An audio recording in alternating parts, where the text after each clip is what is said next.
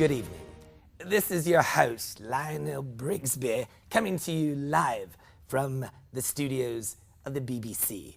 Let's go straight to our story, shall we? There seems to have been quite a shakeup across the pond in the Evangelical Free Church of America. We are being joined today in Great Bend, Kansas by Jay Bowie, Pastor Jay Bowie, I should say, who will shed some light on it for us. Welcome, Reverend Bowie. Thank you, Lionel.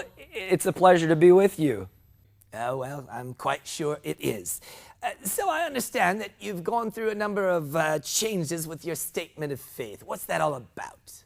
Well, let me give you some background. Oh, well, okay. Strive for brevity, though. We go to cricket in 4. All right.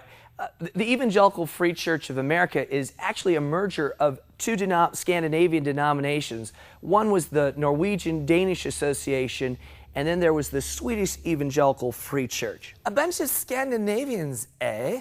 My goodness. When they united in 1950, they agreed on a 12-point statement of faith, which remained what you might call the law of the land for 60 years. That's the Free Church Statement of Faith that our church signed on to in 2000. It's been our statement of faith ever since.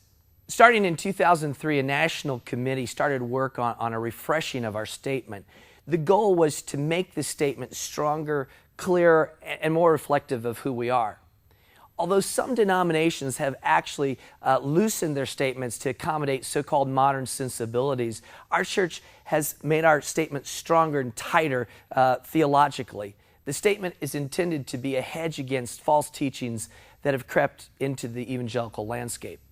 Really? That seems so novel. Press on. Although the new 10-point statement is 2 points shorter, in fact, the statement is actually longer but more precise than the original 12. Here are some of the guiding principles that the committee used. A focus on the gospel, a commitment to biblical authority, a reflection of our evangelical tradition from Scripture to historic Christian creeds to the Reformation and the revival movement from which the Evangelical Free Church emerged. A hedge against troubling, possibly heretical doctrines like open theism. An emphasis on majoring on the majors, but minoring on the minors.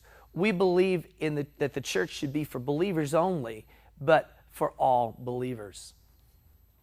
Well, by Jove, that's quite smart having those words pop up behind you like that. Very clever for a Yank.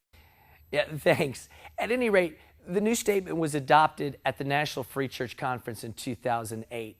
Now, as a church, we have to decide whether we want to update our statement to agree with the Evangelical Free Church national body. I mean, to me, that makes good sense. It's a strong document. I'm confident our people will agree, but we're going to do a lot to educate and to take the time to bring everyone up to speed. Well, good show. It's been a pleasure. Good day to you, sir.